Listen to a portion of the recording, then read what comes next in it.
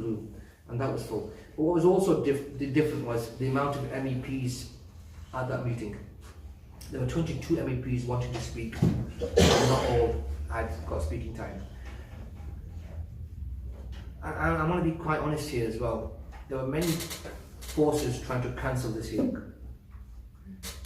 and the effort that people went to cancel that exchange of views was beyond belief.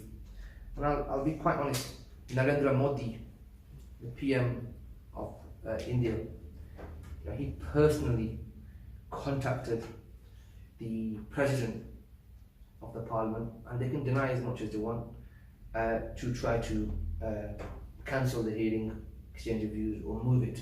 And the fundamental issue that was bothering Mr. Modi was elections taking place in 4 or 5 weeks, and he wanted to move this away from elections so this doesn't get used in any way. So I'm just going to set a few points, and one of the most fundamental points is, and this is a real honesty, we've got to get to grips with this. Both sides of the line of control should give access. Okay?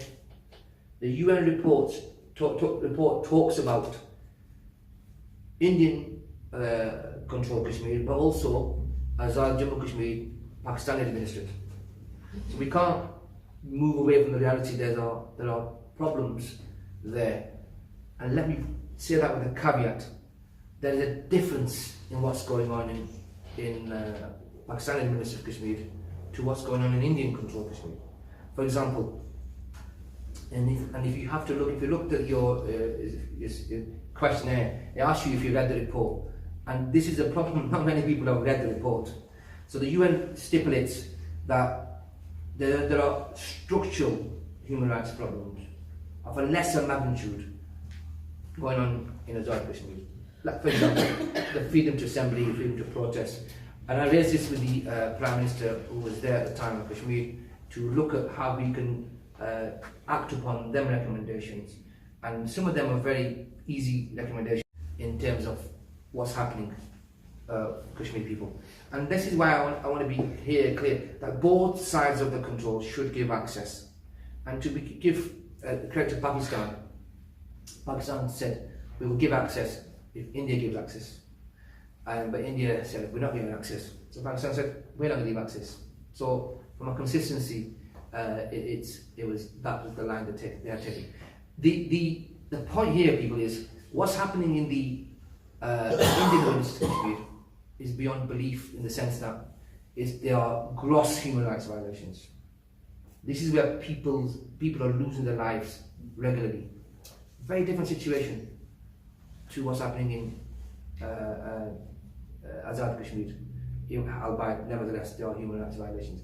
So let me give you examples of what's going on in terms of the pellet guns. This is a shotgun, and so this is not the pellet gun you see when you were growing up. Some of us, like a rubber pellet gun. This is metal pellets, right? And you saw the X-rays and the scans of people in where they were used pellet guns to shoot young people as young as 4 years old, pellets, and old people as old as 87 years old. So this is a huge concern, the use of pellet guns, and there's some work going on that at the moment, and I'm leading a campaign specifically on pellet guns. And the problem is, this is how bad it is, and we have a human rights lawyer. How many human rights violations can you kind of subscribe to and work on? For example, there's a Armed Forces Special Powers Act, which is AFSPA.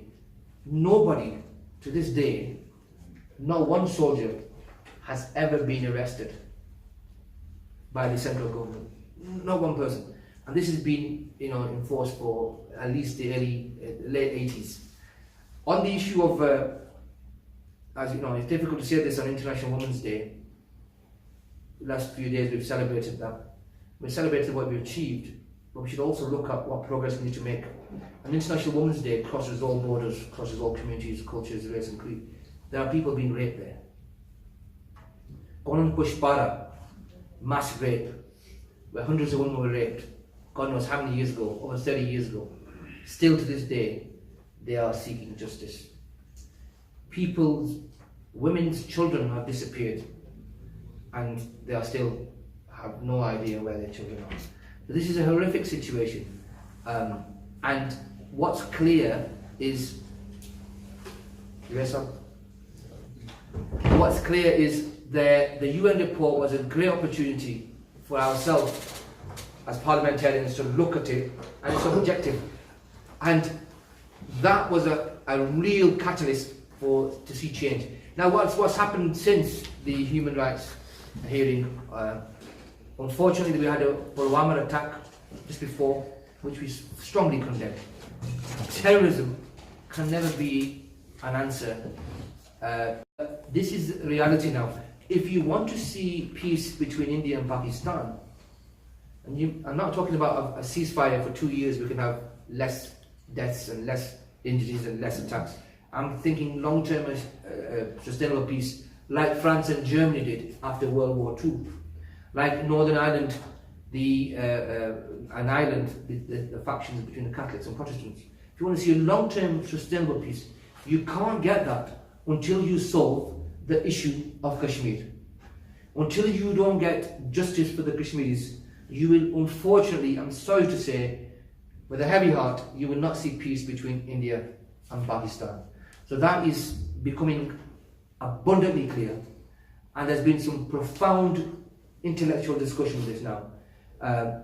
I see the elections coming up in India, and the rhetoric coming from certain people from a certain party, and let's not beat about the bush. In particular, Mr. Modi's history isn't full of peace and harmony, and neither his colleagues around him in terms of the RSS, inspired by some fascism there, right-wing agenda. And I can say this from my political perspective. You don't have to all agree with me, but you need some leadership from both sides to achieve long-term peace. I can't see that at the moment from what Mr. Modi's rhetoric is and what he's saying. I finished there, and I'll say this again. I've been to many Kashmir events, and I think, for me, I'm not Kashmiri background, and that's the first point. And many of us here are probably not Kashmiri background, but it's one of the longest, with Palestine and Israel, it's one of the longest conflicts that has happened in history. And I tell you all now, as a British MEP, it is my moral duty, I repeat again, it is my moral duty to get involved in the Kashmir cause, to find ways to solve it and work towards peace. Why? Because it's my British ancestors who in partition had a role in partition, and with a heavy heart, whatever we did partition, it didn't work well, and historically we've had a problem there. And I think that's another duty for us all to look at as British professionals, as British representatives, workers and activists and human rights activists. We should all get involved with this, because there is a complicated situation and we've got to do whatever we can. I'll stop there, ladies and gentlemen. I'm happy to take some questions later on, but I'm really happy to have this successful format, and I'm sure this will be a new change in relation to work on Kashmir. I think this is what we need, people around a format. We don't need chicken legs and jowl and curry to get ourselves working. We just need humanity and the drive and will to do something under a professionally coordinated umbrella or meeting where we can speak to each other honestly and frankly, disagree with each other, but you know what, let's have that debate, because a debate is an exchange of knowledge, whereas arguments are an exchange of ignorance. Thank you very much indeed.